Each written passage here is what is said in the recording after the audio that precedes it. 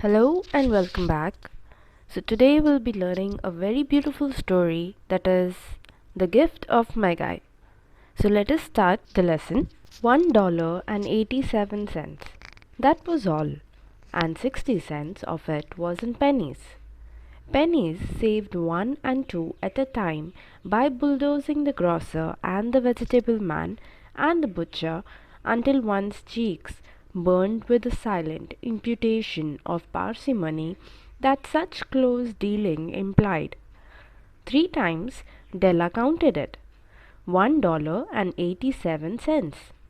And the next day would be Christmas. There was clearly nothing to do but flop down on the shabby little couch and howl. So Della did it, which instigates the moral reflection that life is made up of sobs, sniffles, and smiles, with sniffles predominating. Now the story begins with a girl named Della. She is counting the money that she has saved, and all she has is $1.87. Now in that 60 cents was it pennies. Pennies are nothing but coins. Now these pennies she had saved by bargaining with the grocer, with the vegetable man, or with the butcher. So all she has got now is $1.87. And the next day would be Christmas. Now it was very clear that she couldn't do anything else. All she could do was flop down or just lie down on that shabby little couch and howl, that is cry. And so Della did it. Now in this we understand that life is made up of sadness, happiness, cries, smiles. So it's a roller coaster ride with all the ups and downs. While the mistress of the home is gradually subsiding from the first stage to the second, take a look at the home. A furnished flat at $8 per week. It did not exactly beggar description, but it certainly had that word on the lookout for the mendicancy squad. In the vestibule below was a letter box into which no letter would go, and an electric button from which no mortal finger could coax a ring. Also appertaining thereunto was a card bearing the name Mr. James Dillingham Young. Now, as the mistress or the owner of the home, she is crying. Let us take a look at the home. It is a furnished flat at $8 per week. So it's a well furnished flat, but it is not exactly beggar description. Now what is beggar description? That is, it is impossible to describe in words, but it surely looks like a house of a beggar. Now in the vestibule, what is vestibule? It's the entrance. So in the entrance below there was a letter box, and in that no letter would go. So it was all broken up, and there was an electric button as a doorbell, and no mortal finger could coax it. So no living person can ring it. Why? Because of the electric shock from the button. And there was a card bearing the name Mr. James Dillingham Young. So this was on the entrance. The Dillingham had been flung to the breeze during a former period of prosperity when its possessor was being paid $30 per week. Now, when the income was shrunk to $20, though they were thinking seriously of contracting to a modest and unassuming D. But whenever Mr. James Dillingham Young came home and reached his flat above, he was called Jim and greatly hugged by Mrs. James Dillingham Young, already introduced to you as Della, which is all very good. Della finished her cry and attended to her cheeks with a powder rag. She stood by the window and looked out dully at a grey cat walking a grey fence in a grey backyard. Tomorrow would be Christmas Day, and she had only $1.87 with which to buy Jim a present. She had been saving every penny she could for months with this result. $20 a week doesn't go far. Expenses had been greater than she had calculated. They always are. Only $1.87 to buy a present for Jim. Her Jim.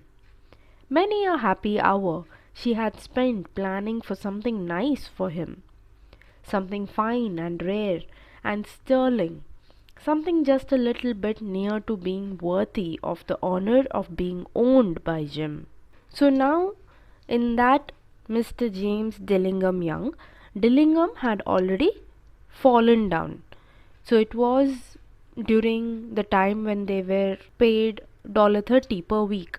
But now their income has gone down to $20. And now they were thinking of just keeping D as for Mr. James D. Young. But whenever James Dillingham Young, whenever he came home or he reached his flat, he would be called as Jim with love and hugged by Mrs. James Dillingham Young, whom we have already introduced as Della. It is a couple, Mr. and Mrs. James Dillingham Young. So it is Jim and Della. Now Della, she finished her crying and she just attended to her cheeks with a powder rag. That is a piece of cloth for applying the face powder. Then she stood in front of a window and she looked out. She was very dull and she saw a grey cat walking in a grey fence in a grey backyard. And she was thinking to herself that it was Christmas tomorrow and she has only $1.87 to purchase a gift for her Jim. And she had been saving this money from months, and $20 a week doesn't go far, because expenses are greater than what we calculate. So she was thinking again, it is just like $1.87, and how am I supposed to purchase a good gift? She always wanted to purchase something fine and rare, that it is worthy that her Jim would have it. It would be a worth of honor. There was a pier glass between the windows of the room. Perhaps you have seen a pier glass in a $8 flat. A very thin and very agile person may, by observing his reflection in a rapid sequence of longitudinal stripes, obtain a fairly accurate conception of his looks. Della, being slender, had mastered the art. Suddenly she whirled from the window and stood before the glass. Her eyes were shining brilliantly, but her face had lost its color within 20 seconds. Rapidly she pulled down her hair and let it fall to its full length. Now there was a pier glass. Now what is pier glass? It's a tall, narrow mirror designed to hang on the wall. So it's a very narrow one. Only a very thin and very weak, agile person can see his or her reflection in that. And Della, she was very slender, she was very thin. She had mastered the art. She could see her reflection very clearly. Now suddenly she just turned away from the window and she stood before the glass, in front of the glass. Now her eyes were shining very brilliantly because she had just cried, but her face had lost its color.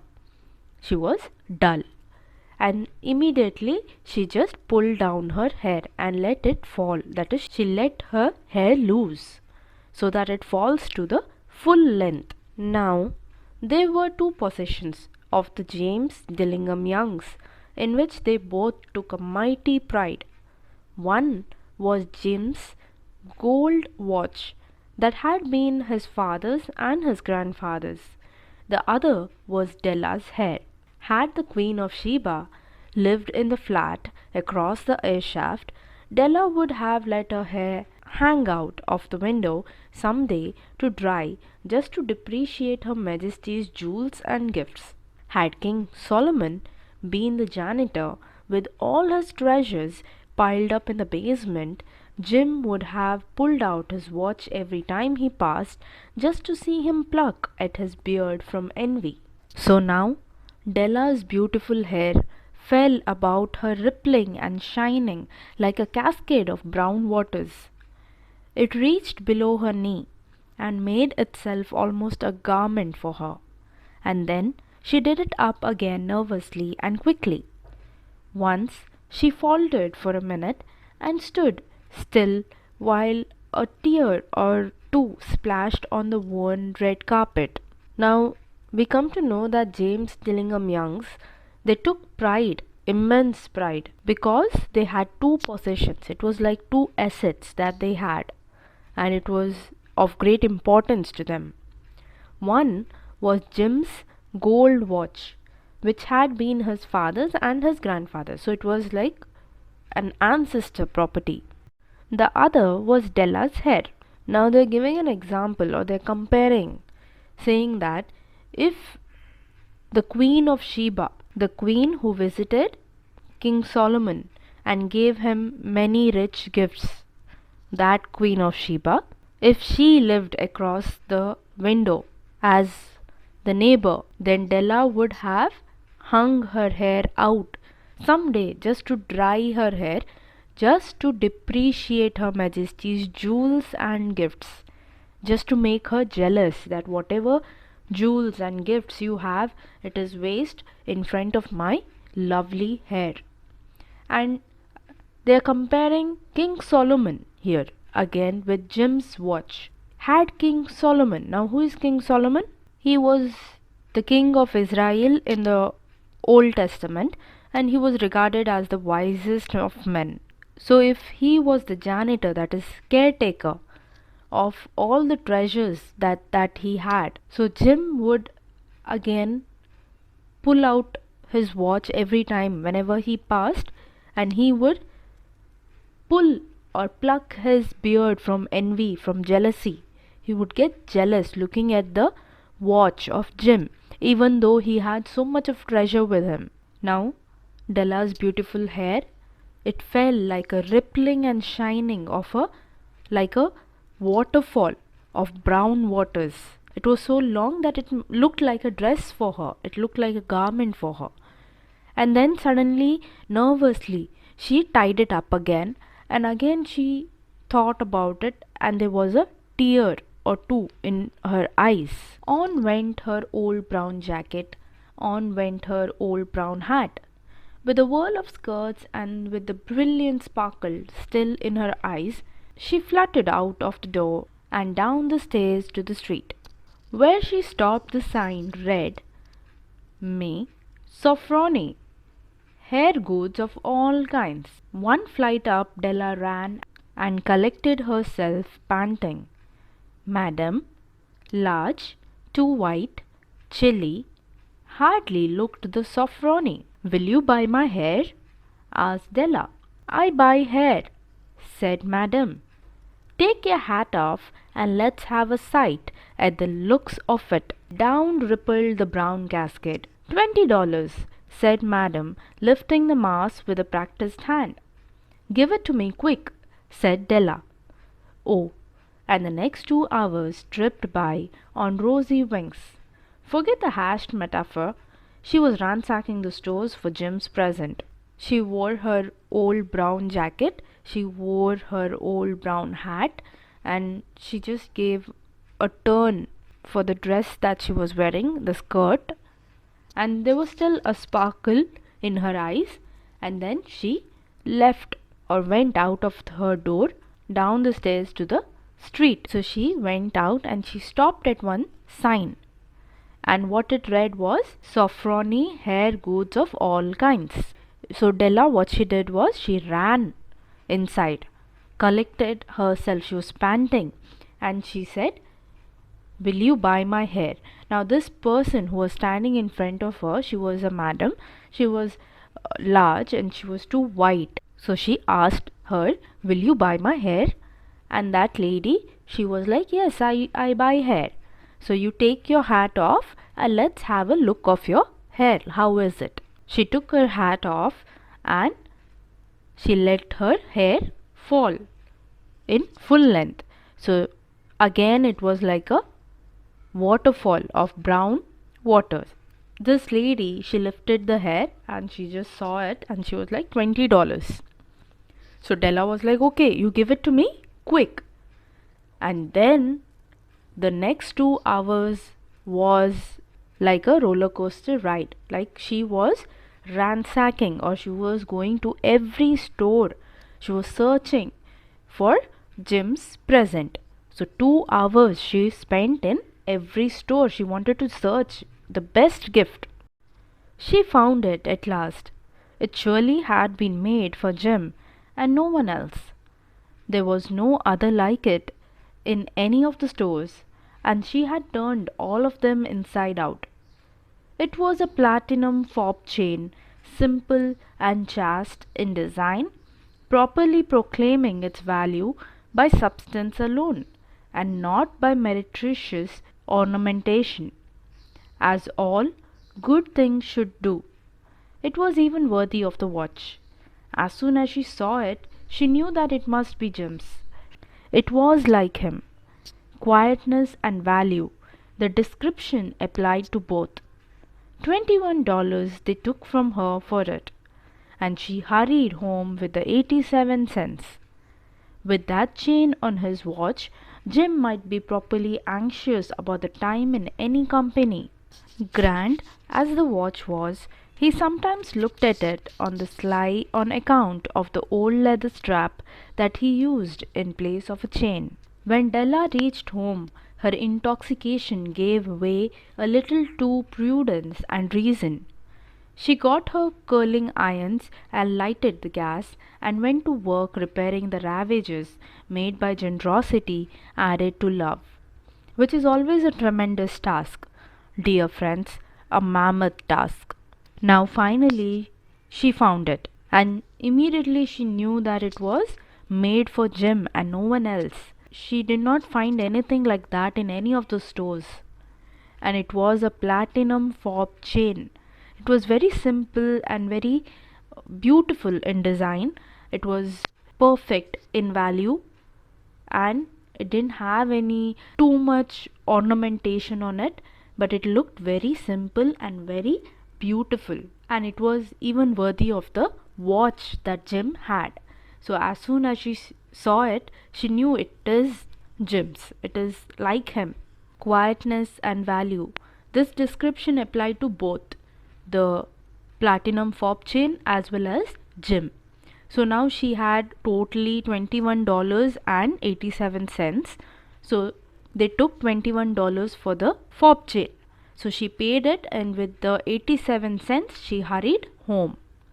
And now with that chain on his watch, Jim will be very anxious to see the time every now and then, because right now his watch is so grand, it's so great, but still he looks it very shyly. Why? Because of the old leather strap that he has on that watch instead of the chain. So now if he has this, he can see it anytime. He'll be very proud of it. So as soon as she reached home, she was very cautious. So what she did is, she got her curling irons and she heated it up and she started repairing her hair, made with generosity and love. And it was a very tremendous task. It was a great task. Within 40 minutes, her head was covered with tiny, close-lying curls that made her look wonderfully like a truant schoolboy. She looked at her reflection in the mirror long, carefully, and critically. If Jim doesn't kill me, she said to herself, before he takes a second look at me, he will say I look like a Coney Island chorus girl. But what could I do? Oh, what could I do with $1.87? Now within 40 minutes, she had finished curling her entire hair, and she looked like a schoolboy in front of the mirror when she looked at her reflection, and she was looking very carefully. Now looking at her reflection, she says to herself, I hope Jim doesn't kill me for cutting my hair. But again, if he looks at me for the second time, he will say I look like a Coney Island chorus girl. Now, Coney Island is nothing but a famous entertainment place on Long Island in New York, and this chorus girl is nothing but a girl who dances or sings in a musical comedy. Then she says to herself, like, I didn't have any other choice. What could I do? What could I purchase for him in $1.87? So I had to do a haircut. I hope you have understood the story till here. The story will be continued in the next video. So until then, keep watching for more videos and do like and subscribe to my channel. Thank you and stay safe.